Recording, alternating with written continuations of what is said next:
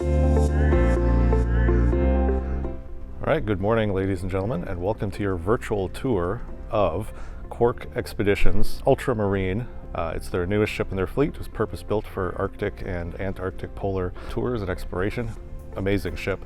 I think it was released just over a year ago, but because of the pandemic, this is one of its earlier sailings, certainly less than a dozen sailings, and its first trip south of the Antarctic Circle. So we got to be a part of that. This is the end. We're on the Drake Passage on the way back to Ushuaia. So I've had a good chance to explore the ship, and I'm going to take you on a tour. It's 5 a.m. and got up nice and early to take you around. Remember, this is a virtual tour, 360 degrees, so use your mouse, look around. If you're watching in a virtual reality headset, I'm going to be walking around, so hopefully that doesn't make you motion sick, but that would be appropriate given the seas we have right now. And so as we walk around, you might see me sway a little bit, but that's how it works when you're on a ship on the Drake Passage. What we're in right now is the Panorama Lounge, and outside the window we have the Panorama Deck. It's the primary sightseeing deck. You'll see all the keeners with their cameras out there. We're on deck 7. The Ultramarine has a total of 8 decks, 6 of which are accessible to the guests at any given time. The other ones are off limits. And so outside the window, towards the bow of the ship, you can see a nice wraparound deck, deck 7. Up nice and high. You can look out the window, see the whales, see everything, the icebergs, great views. And also directly in front of us here, this is the secondary bridge. This is where they have the backup bridge, and they keep the all the switches and displays on so that they're protected behind glass so nobody can break anything. But if you're curious, if you're a techie, you can come and see all the cool navigation instruments and displays, which is pretty cool. To the starboard side, there's a little room with a game table, some board games, some puzzles, so that helps pass the time. You can see a bar there. And then on the port side, you can see that there is a library. So another place to chill, lots of books on the Arctic and the Antarctic and history. So if that's your thing, you can take a look at that. But let's keep moving. So as we walk to the stern of the ship on deck 7, we walk past the Panorama Lounge, and there's a small section of cabins on this deck 7. So we'll keep it quiet so that we don't disturb them. And we exit into the public areas again. So to the left, we have the Tundra Spa. I haven't partaken in the spa myself, but they offer any kind of facial treatments, massages, body scrubs, what have you. But they do have a sauna that's open to the public anytime. Great sauna with enormous windows out to the sea. And then they also have sort of a chill area, a couple of laid back chairs if you want to just relax there. Walking further to the stern, and also on the starboard side, is where you have your 2 elevators. They're currently out of service because the seas are pretty rough, but again, these will take you from deck 2 to deck 7.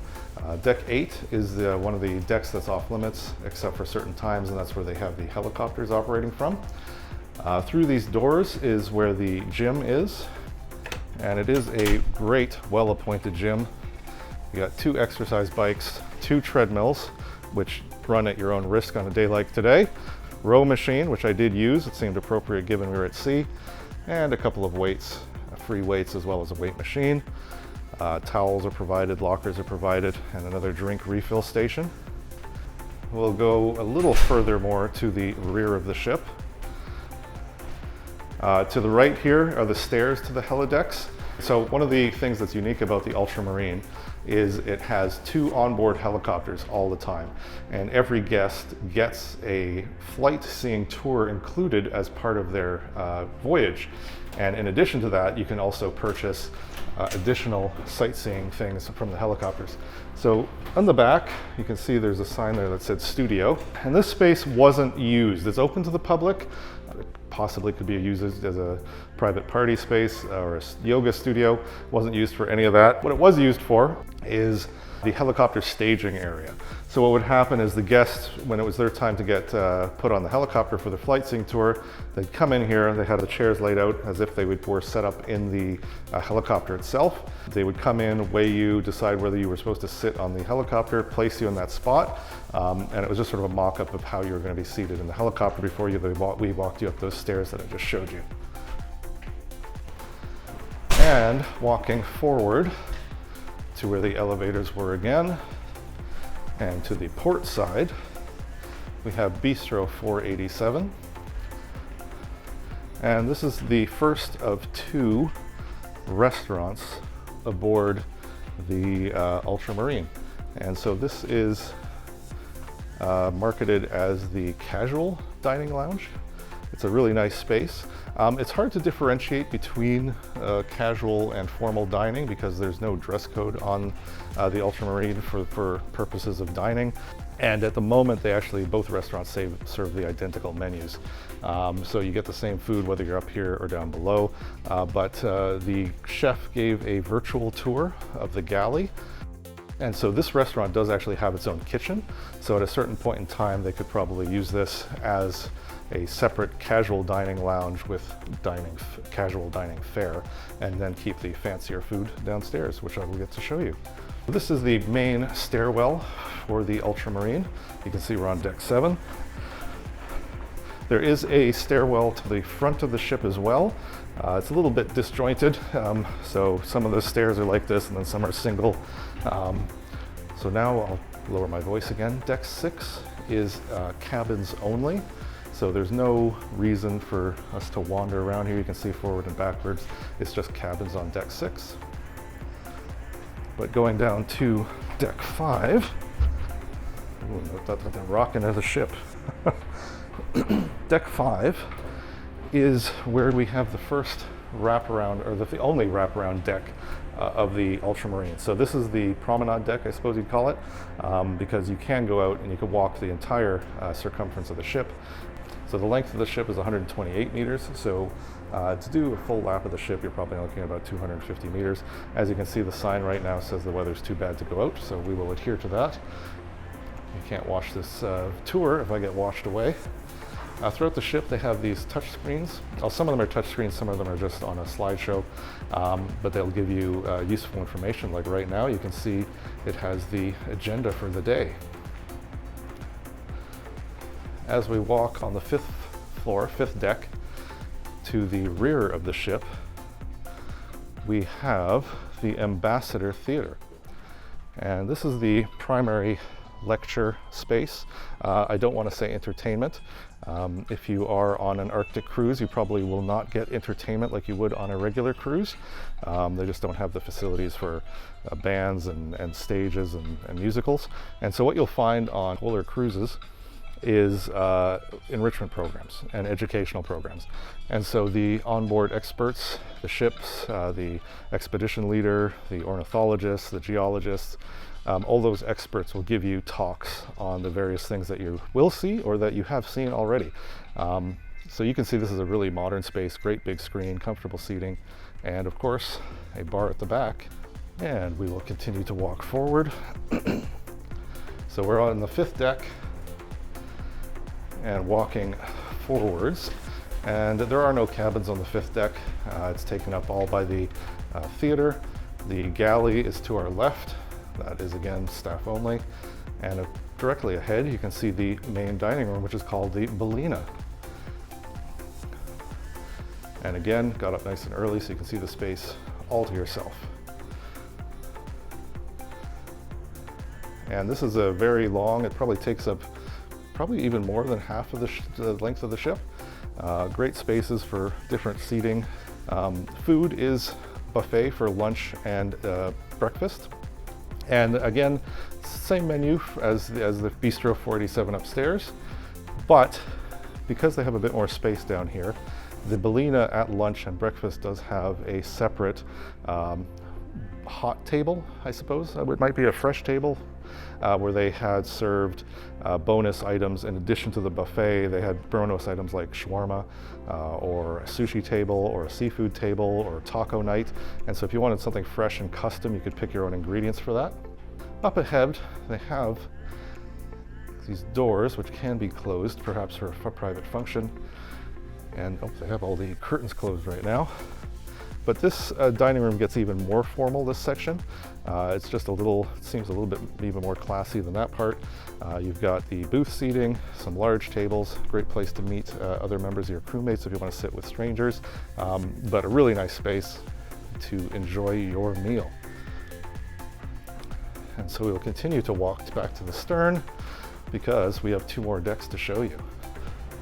All right, so here we are back at the main elevators on deck 5, and let's go down the stairs to deck 4. And deck 4, the even numbered floors, deck 4 and 6, they are cabins only. So I will show that to you.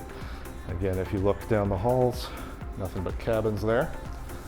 But deck 4 might be significant for some of you who smokers. It is the only place you can smoke is outside those doors, and you're out of luck today if you wanted to smoke because the outdoor spaces are locked off due to the weather. But it's a small section, it's not a very big portion of the outdoors, but that is the designated smoking area. And so now we'll continue to go down to deck 3. Deck 3 is mixed space, substantially taken by cabin crews, but also it is the reception. So when you board the Ultramarine, you enter through those doors. We have lovely receptionists. Hello. And so this is sort of the space where you enter the ship, you first get a taste of the place.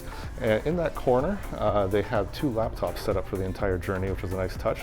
And that is where people can share their photos. So you can upload your photos that you take, and at the end, the designated ship photographer will put together a slideshow, as well as including some of yours photos if you uploaded them. And they will also take all the photos that were submitted, any videos, and everybody will get a copy of that, along with the ship's records and the agendas and all the bios of the experts that are on the ship. So it's a really nice touch. I'm looking forward to getting that. And we have the gift shop. I've been in the gift shop way too many times. It is a relatively modest space. You can see the rough seas through the window there have taken their toll. A couple of things have gotten knocked over there, a penguin. But a really great store. When you first walk in, you think there's not much to see. Walk in and out of there within 5-10 minutes on your first getting aboard the ship. But every time I went in there, I discovered something new. And partly is because of the marketing talents of the sales lady that manned the place, because she kept moving things around so that every time you walked in there, you would see something new. Plus she had some promotional items that were in the main lobby.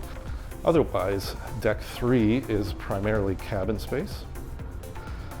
And the last deck that the public has access to is deck 2. So let's go take a look at that. And deck 2 is a lot of where the magic happens for the expeditions that you will go on. Morning. And so you can see a lot of this is geared towards the group activities. They have descriptions of the paddling. And because the Ultramarine was a purpose-built vessel, they have great spaces like this. So there are 2 locker rooms like this aboard the vessel. Everybody gets assigned one. An Arctic vessel has to have fewer than 200 passengers in order to get close to the Antarctic continent and to disembark people. And to disembark people, you're only allowed to have 100 people on shore at any given time. This is nice because if you have wet gear, wet boots, wet jacket, you do not have to take it to your room. So a really nice space to leave things and let them dry. And because we're at the end of the cruise, the hangar marina is closed for us now, but I got some video of it before. But a really impressive space where they keep the Zodiacs and kayaks and stand-up paddleboards. Oh, I called it quits too early. Our friendly staff member here offered to open the door so that we could take you on a tour. What's your name, sir? Renel, thank you very much for this. Hopefully you're not going to get into trouble for this, are you? All right, so we step through these doors to the port and starboard. You'll see doors, and those have gangways that open out, and that's a potential loading zone for the Zodiacs, depending on the conditions of the seas. If we walk a little further to the stern, you will see the actual marina, and you can see how the Zodiacs are stored, a lot of them. You got stand-up paddleboards, you got inflatable kayaks, you've got sea kayaks. You see the cranes that they have to move them. Off to the side, on each side, there are large hangar doors, marina doors that open, and that's where the Zodiacs get dropped on the port and starboard side. And going to the rear, this was the primary loading area for guests on the Zodiacs. This big door on the back would lower, platform would lower off the back of the ship. Zodiac board left and right, 2 at a time. So that was the primary place we boarded, and the captain would place the vessel. He would actively rotate the ship so that the loading area was protected from the seas. So this is a really impressive space, and this is where you can see that this Ultramarine was purpose-built for polar cruising. My understanding is, as some of their other vessels, they store the Zodiacs on the roof of the ship, which is probably less than ideal. But anyways, great space, and check out the Ultramarine.